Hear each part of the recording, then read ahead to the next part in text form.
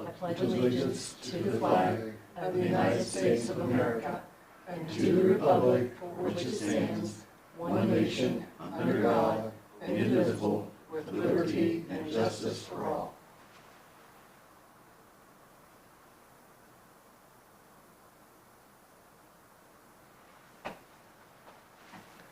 All right, we'll be seated.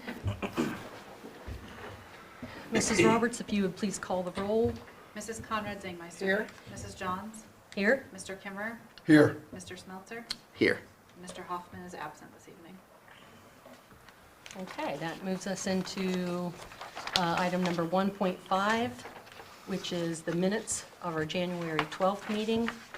If our board members have all had a chance to look at those.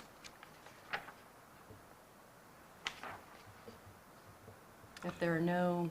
1.5 will be for the organizational meeting, Oh, sorry. and then Yep. 1.6 will be for the regular meeting Yep. that we had after. Okay, so if there are no questions about the organizational meetings or any corrections, I'd entertain a motion to approve. So moved. Okay, is there a second? Second. Second, Mr. Chair. Okay, Mrs. Roberts? Mrs. Conrad Zangmeister. Yes. Mr. Kimmer. Yes. Mrs. Johns. Yes. Mr. Smeltzer. Yes. Okay, motion carried. So that moves us into 1.6, the minutes for the regular meeting from January 12th. If there are no questions or corrections or discussion, I'd entertain a motion to approve the minutes. So moved. Is there a second? Second. Okay, Mrs. Roberts? Mr. Smeltzer. Yes. Mrs. Conrad Zangmeister. Yes. Mrs. Johns. Yes. Mr. Kimmer. Yes. All righty, motion approved. Moves us into 1.7, adjustments to the agenda. Mr. Belleville, are there any? No adjustments at this time? Okay. Moving on down then to 2.1, superintendent updates. Mr. Belleville? Thank you, Ms. Johns. Thank you for everybody being here this evening. I know it's been a little bit of a crazy time with the weather, so truly appreciate everybody being here. Couple things in the agenda. One, or I guess two pieces in particular. When we get to the hiring of Mr. Cooperrider and Mr. Horn, I'll speak to those at that time. But that's at the top of the new business agenda, so we'll get to that fairly quickly. Also want to point out, we have all of our spring sports coaches for consideration tonight, as well as volunteers for spring sports and coaches, the volunteer coaches, all of them. Just, we always try to point out we're so appreciative of them putting in the extra time, effort, energy. Our volunteers who pay to coach, we're so appreciative of them and all they do to help our student athletes be the best that they can be. And then outside of that, we have the educational trip for Mr. Miller, taking the 7th, 8th grade students to Philadelphia and Gettysburg next year. Just an incredible trip. They always rotate between Washington, D.C. and Philadelphia, Gettysburg. So next year is Philadelphia and Gettysburg trip. So would recommend we approve that as well. So fairly straightforward agenda tonight. So as we go through, if there are any questions, by all means, let me know and I can answer those. We do have a few policy revisions for consideration, 5 policies tonight. These are all state mandated policies, required policies that we have to have. We have elected to go with OSBA's guidance on every policy, what they recommend for those. This is a first reading, so if there are any questions tonight, can certainly address those. But between now and February 23rd, if you have a particular question, just feel free to reach out. 2 in particular that I want to talk about are the procurement and administration of overdose reversible drugs. We're just now required by law to state where we keep those drugs and how much of the drugs we have on hand. So Ms. Pike and Ms. Thompson have just done an incredible job working with the health department to have Narcan available for us. It's in all the buildings. It's on all of our school buses.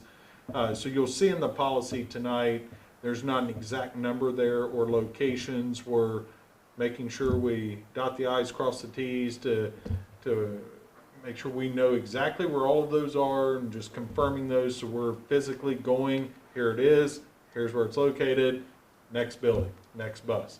And so we'll update that policy before you vote on it so you'll know exactly where everything is. The second one is the acceleration policy. Our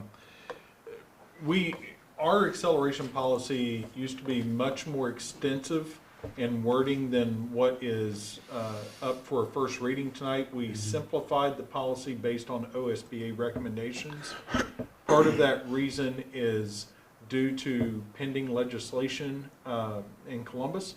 We are monitoring, watching some legislation in regards to math curriculum. Some of the legislation out there would make mandatory kind of a science of math, similar to what we have with science of reading, but also accelerating students in the area of math if they score accelerated or advanced on state testing. And if that legislation passes, we needed our policy to be more flexible than what it was. And also want to make sure I keep the board updated on potential changes with acceleration as it relates to math, because it could potentially drastically change what we do and how we do it. The proposed legislation right now is anyone that scores advanced or accelerated must be accelerated in the area of math. So we could potentially have 7th graders taking Algebra 1, 8th graders taking geometry, and that's just something that we really want to watch. I don't know that I agree with that philosophy. I think cognitively, I don't know that the majority of students are ready for geometry in 8th grade, so that's one we're keeping a close eye on. So just wanted to put that out there about those 5 policies. The last thing I have in my updates tonight, with all of the snow days last week, and really we were hit early on with calamity days. We had 3 or 4 days prior to Christmas, which is really unusual. And then, the weather last week, just unbelievable. Along those lines, I guess I'd be remiss if I did not give a huge shout out and thank you to all of the workers in our villages, townships, county guys, ODOT, our maintenance team here, for the tremendous amount of work that went into opening up roads, plowing roads, and getting them cleared as quickly as they did. In Southeast Ohio, many schools were still closed today because of what they experienced last week, and I have a lot of firsthand knowledge from talking to my brother who still lives in Lawrence County that literally in downtown, Huntington, West Virginia, there are roads not passable yet. And they got a fraction of what we got. So it's significant across the state, and how quickly the local workers were able to open things up, truly impressive. So a huge shout out and thank you to those people. But I wanted to update the board on our hours of attendance. I'm really proud of the work that we do when we construct our calendar between the Fairfield Union Education Association, our administrators, and then ultimately the board approving our calendar. We put in a lot of time, effort, and energy to try to create a calendar that has some built-in safety nets for education so that we aren't up against hours. The state mandates for grades K through 6 that you have to serve at least 910 hours in a school year. For grades 7 through 12, you have to serve at least 1,001 hours in a school year for it to count as a school year. So when we construct our calendar, a lot of what goes into that, it starts with those minimum hours. Not just how many days in the year, but the length of the school day. And there are certain time periods within a school day that you can't count. As an example, time in between classes. If you have 4 minutes between classes, those 4 minutes cannot count towards your instructional hours for the year. So we have to go through and calculate how many periods in the day, times 4 minutes each time. Lunch doesn't count. So there's some nuances to how many hours are in the day. So when we construct that master's schedule, that master calendar, that lot goes into making sure that we have way more hours than what are required. A, we just feel that's good educational practice. But B, we also want to be cognizant of, we know that there's going to be weather. We know there are going to be delays, there are going to be cancellations. So I had a simple handout for the board tonight and want you to just be able to see what we're doing, why we're doing it, how we're doing it. And what you have before you are the minimum hours, how many hours are in the day at each building and each grade level, how many calamity hours we've used this point at each grade level, and then how many hours we've made up. And so far we've had 3 online learning days. That is the maximum allowed by law. You can do 3. And then we have scheduled February 16th and March 20th to be in session. And having us in session on those 2 days is not about making up the hours. We need our kids to be here because we have state testing starting, and we need to, the FaceTime with our staff and our students is critical leading into state testing. So we're bringing kids in on February 16th to March 20th as much for preparation as making up hours. So the last column there are the remaining hours we have on our calendar, and you can compare that to the minimum hours of the state. So you can see, the closest we are, our senior calendar, our seniors have 1,099 hours remaining on their calendar this year. They have to serve a minimum of 1,001, so we're 98 hours above what the minimum state standard is for our seniors, and everyone else has a larger gap than 98. So while we've missed a lot, we've that work ahead of time, we really positioned ourselves to be in good shape to absorb some of those misses and be prepared. So again, a huge thank you to the Education Association, my administrators, for all the hard work on that calendar to put us in this kind of position. So, any questions on that? We'll send reminders out to our community as we get closer to February 16th and March 20th, just the reminders that we will be in session. Ms. Throckmorton's done an incredible job about getting slides on the web page so that information is there as well. So we'll make sure that we continue to get that information out so our families are ready for it. All right. Unless there are any questions, that's all I have. Thank you, Mr. Belleville. Yep. Looks like that moves us into 2.2, the policy revisions. First reading on those. Mr. Belleville's already given us some information there. Since it's just the first reading, I don't think we have to do anything No, ma'am. for the record on any of that. So that would take us into 3.1, public comment. Nobody has signed in, so we will move on down to 4.1, workshops and conferences.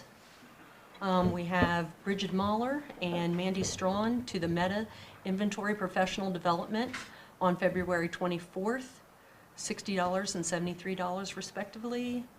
Hannah Penrose to the State Evaluations Conference February 11th at the Ohio FFA Center at a cost of $124. James Miller to the Abolition Movement on March 24th, 2026 in Lancaster. There's no cost for that one. And Casey Wilkinson to the OAEP Spring Conference on May 4th and 5th in Columbus at a cost of $500. Is there any more information we need about I can any of answer any that? questions. On number one, Mandy and Bridget are the aides in our libraries for the middle school and high school, and that meeting is to teach them how to inventory and close the libraries for this school year. And then Hannah and James, those are pretty self-explanatory. Casey's is the EMIS conference, the state EMIS conference. So that's one that, all funding kind of flows through EMIS, so we want to make sure she's up to date on everything in the EMIS world. So Okay, and Mrs. Roberts, that brings us into 4.2, the financial items. Okay, so actually just one item for this evening. We just closed the month of January today, being the, February 2nd, so I will go through close the month of January. I will go through all January financials in the next meeting on the 23rd. So I'll go through the financial and the insurance information at that time. But for this evening, we do have our food service report. I actually have the October, November, and December reports attached. However, I'm just going to walk through the December report, but happy to answer any questions in the others. But if you just want to look at the third attachment for December. So overall, and I'm really going to focus on the year-to-date numbers, just now that we've made it through more or less the first half of the year. Overall, we have served a total of 171,000 meals. This is compared to 164,000 last year, so up almost 7,300. So just as a reminder, last year was our first year on CEP, so even since last year, we are still increasing our number of meals, so really, really happy to see that.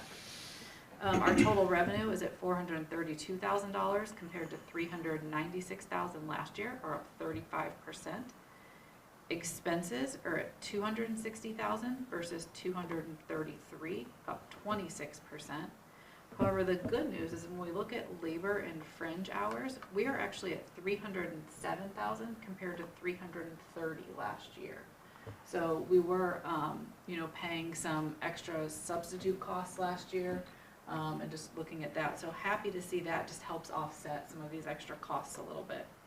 Overall, for the year, we have lost $175,000. This is compared to $204,000 last year. So as crazy as it is to say why we're down, we aren't as in the hole as we were at this time last year. We did end the month at 100. We ended just January, so I know I'm jumping a month, but just to put it in perspective, we're ending January with $132,000 in our food service fund. I would expect either our next board meeting or the first meeting in March to come with the first request to transfer funds from the general fund into food service.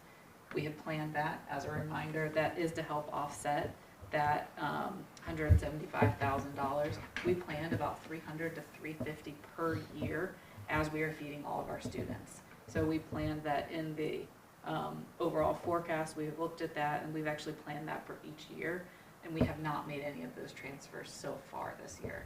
So just really keeping an eye on that. I would expect that.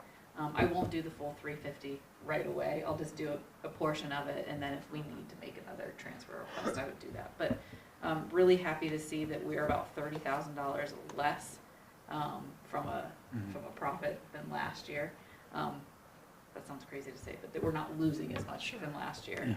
And then also happy to see that our revenue is up $35,000. So, and that's just really due to the fact that we have more students eating, so we can claim more for reimbursement. So happy to see that. I know it has been a lot of hard work, and Diana and her team, even over the last week, and how they're having to move all of the menus and work with everything being closed. So it's a lot of hard work, and then to see, the additional meals on top of it, we're very grateful for it. So really happy to see that. Unless there are any questions, that is the only financial item for this evening. Okay, if there are no questions, thank you very much, Mrs. Roberts. So that moves us into 4.3. I did have a question, I'm sorry. Oh. Catering, what's that? That's if anything that we do for anything in-house. So like if we do something the very first day of staff breakfast, Okay. anything Okay. like that, or if Functions, there's, okay. there's sometimes that different groups may actually request catering from food services, but then the district invoices them. So while it may look like an expense, then also they get invoiced on the back end. So it doesn't happen very often, but anything like that would be anything that we serve outside of meals to students. Okay. Okay, so moves us into 4.3, approval of the consent agenda. Would there be a motion to approve the consent agenda items as recommended by the superintendent and treasurer? So move, Mr. Chairman. And would there be a second? I'll second. Any discussion or questions? If not, Mrs. Roberts, if you'll call the roll. Mr. Kimmerer, Yes. Mrs. Conrad Zangmeister. Yes. Mrs. Johns, Yes. Mr. Smeltzer. Yes. Okay, motion carried. Moves us into 5.1. We have a motion, 5.1, to approve the promotion of Nathan Horn from maintenance employee to director of maintenance, which is pretty exciting stuff. Mr. Belleville? Yeah, I'll talk about 5.1 and 5.2 together. Okay. You know, there's you look across the district, and you hate to say that one position is more important than another and those type of things, because we truly preach and believe that none of this works if every single piece of the puzzle isn't working together. No one position more important than another, and I think that is a hallmark of this district that has made us what we are. That everyone has skin in the game, and the importance is there, no matter what your job is. But I will say, in all of my years, not just at Fairfield Union, but in education in general, if you don't have facilities that are warm, welcoming, that you want to be at, it really makes education hard. I've worked in school districts that had mold issues, and your staff's always out because of illnesses and this, that, and the other.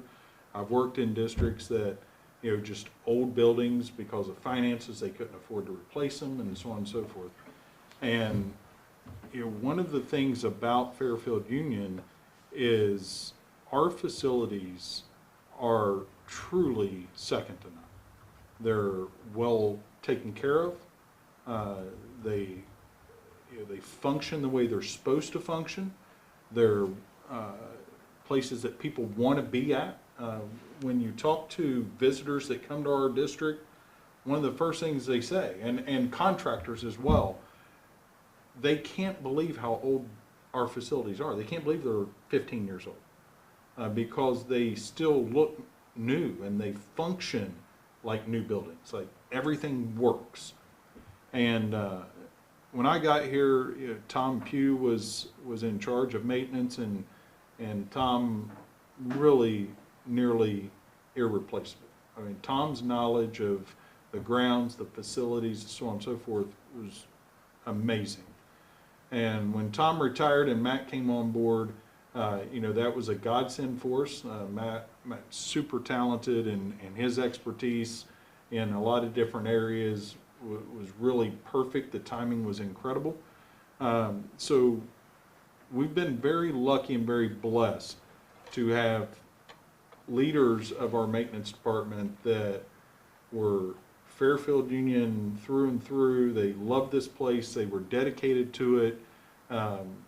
They treated these buildings and these grounds like their own, and that you just can't replace that. You just can't. So when Matt decided to take a job with Claypool, to say there was some anxiety there for me, and I know talking to principals and teachers, that was real. Like I said, if the buildings aren't working, education is really hard. It's hard enough as it is. And the day after Matt told me he was leaving, I pulled Nate and Seth in, and we sat down and had a discussion, and I was very open and honest with them that I needed them to step up. I was honest in that I was concerned about asking a couple of young guys to shoulder a responsibility that was probably unfair of me to ask of them, considering their age and how long they'd been in the district and those type of things. Without hesitation, we got it covered. We've got this. And they went to work. And since that time, over the last, it's almost been 2 months now, to say that they have poured their heart and souls into this place would really be unfair to them, because they were doing that already. But if you could give more than 100%, somehow they found a way to do more than what anyone should realistically ask them. Their love, their passion, their dedication to this district, to our communities, to our students and this staff is truly inspiring. And personally, I count my blessings, and I know how lucky I am to work beside them day by day. They have stepped up when this district needed them, and those of you that have been around me for a while, you know I'm big into quotes, sayings, and Urban Meyer probably summed it up best, and these guys have lived it. He used to preach these themes, when I needed you the most, you gave me your very best. And that's what defines a champion. When this district needed them the most, these two guys gave us their very best. And there's nothing more I could ask of them. So it became very clear quickly, and over the past week, a bright shining light. These guys are ready for the job. They will take care of this place like it's their own home. I think splitting up the responsibilities that Matt had, with Seth focusing on the facilities, Nate focusing on the grounds, I think it will only enhance and further improve what is already a great product. On our hiring practices, how we fill other roles, I think we can be creative with that and make it work financially, having two directors.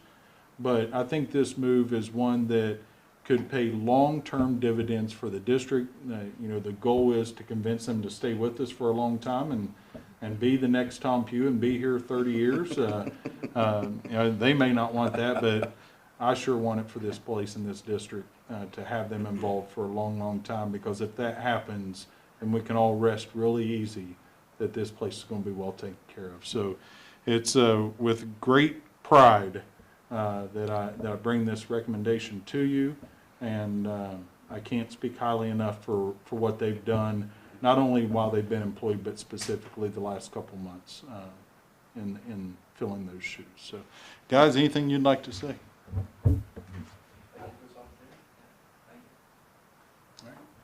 Okay, well, we have to vote on them separately, even though we've discussed them as one. Just before, Sure. I know you're still evaluating like what else we're gonna need, basically, right? I mean, Yeah. if we need to hire one or two more people, is that what? Well, we still have Dave Getz's position. Dave resigned about the same time that Matt Smith did. We haven't filled that spot yet. And so we had Matt, and we have 4 tiers of maintenance workers. We have a director of maintenance, which was Matt Smith. We have a head of maintenance, which is Randy Byer. Then we had 2 maintenance guys, Seth and Nate. And then all of our building workers are, their job code is assistant maintenance. So we had 1, 2, and then all of our building guys. So moving Nate and Seth up to that top spot, we go from 1 to 2, we won't fill that 3rd column where they were. Right. We have Dave Getz in the 4th column and potentially hire another one in that 4th column. So still 4 total people. Right. But where they're at on that pay scale, I think, is where we can financially, it makes some sense. So we'll have the same number of staff members, just different job responsibilities. And again, that's putting more on these 2 guys to lead and take care of things that need taken care of. But I think it makes sense. And Nate and Seth have weighed in on it, and I think we're all on the same page of how we can better utilize our staff than what we've done in the past. We have a lot of issues right around lunchtime at the middle school, high school. Our cafeterias at those 2 buildings are too small to put all of the students in at one time. So we really have to space our lunches out. At the middle school, as an example, we have 4 lunch periods. So your maintenance guy in the building has to be in the cafeteria in case something goes wrong. Well, for 4 straight periods, they're tied to that cafeteria. Well, if something happens upstairs in upstairs restroom, who's getting to that? So by having 2 building guys, we think we can push into the middle school and high school better to provide more support at lunchtime.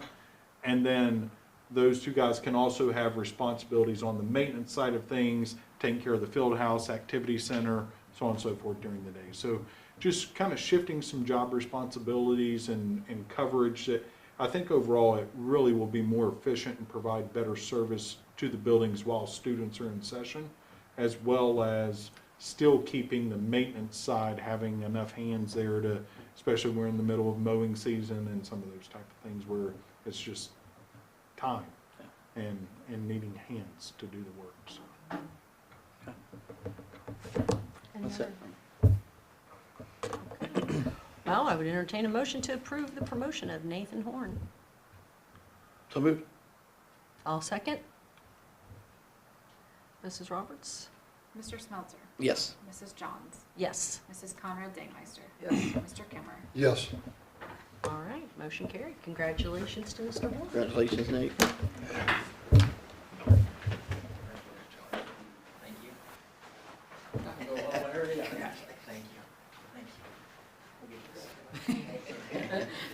Congratulations. Congratulations.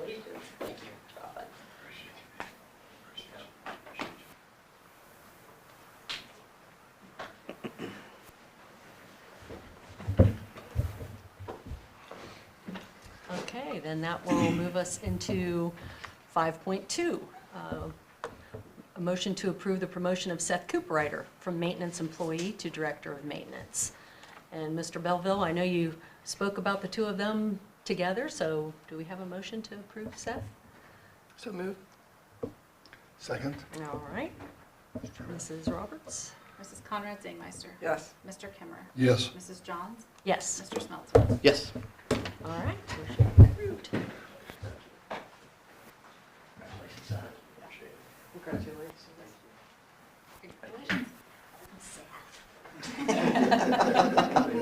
He's not a little Seth. I know. I said old Seth, I know. not little Seth. He's been taller than me for way too long for me to call him little. You guys are more than welcome to stay, but there is a chance of snow tonight, so I'll see you early in the morning. Thanks so much to both of you. Thanks, guys. Thank you. Thank you. I'll be calling. All right. I guess that moves us into 5.3 in the new business section. We have a whole list of basically our spring sports coaches that have been hired. I can read through those, but I don't think we really need to. There's no questions on that. We'll move on down then to 5.4. We do have a nice, Got a motion. oh, Yeah. sorry. Sorry. No problem. No, just, Okay. So do we have a motion then to approve the personal service supplemental contracts? So moved. Okay, will there be a second? Second. Okay, Mrs. Roberts? Mrs. Conrad Dingmeister, Yes.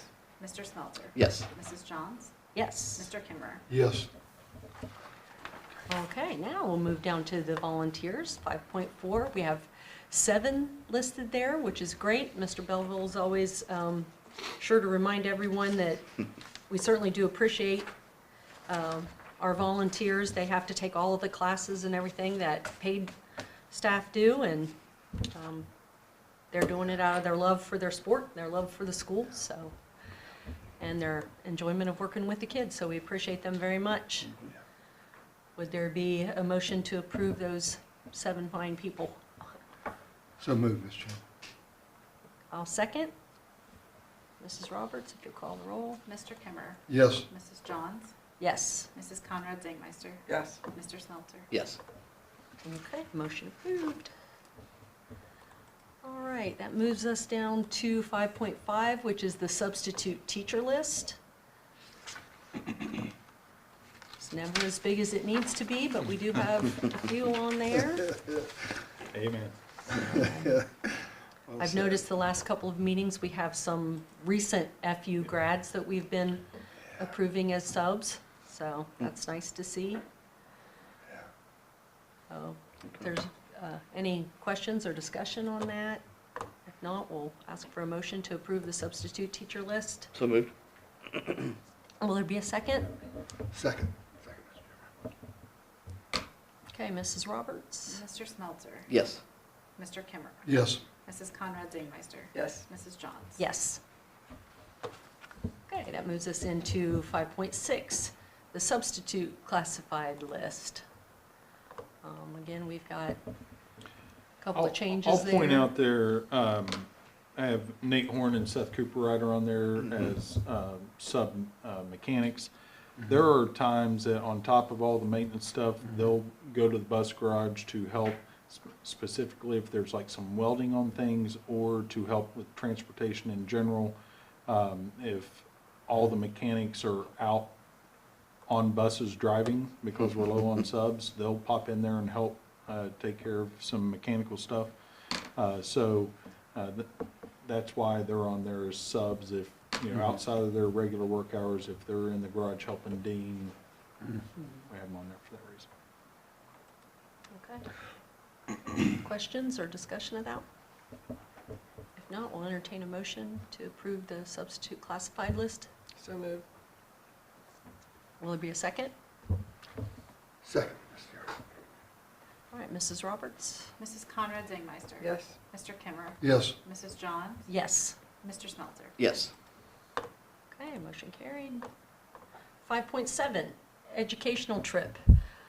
We have James Miller taking the 7th and 8th grade students on an educational trip to Philadelphia and Gettysburg in October 2026. As Mr. Belleville stated earlier, that's quite a tradition and Unusual, yeah. happens every time, and it's been a great experience, I think, for the most part. Some bus problems once a couple years ago, I think, but Yes.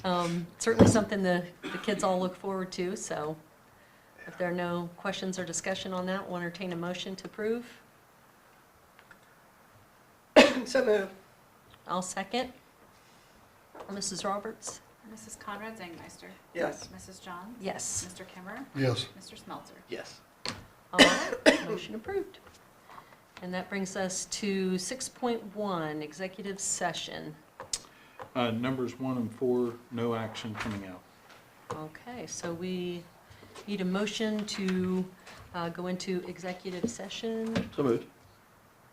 Well, is there a second? Second. Second, Mr. Chairman. Okay, Mrs. Roberts? Mr. Smeltzer? Yes. Mr. Kimmer? Yes. Mrs. Conrad Dingmeister? Yes. Mrs. Johns? Yes. Okay, we're in executive session at 7:37.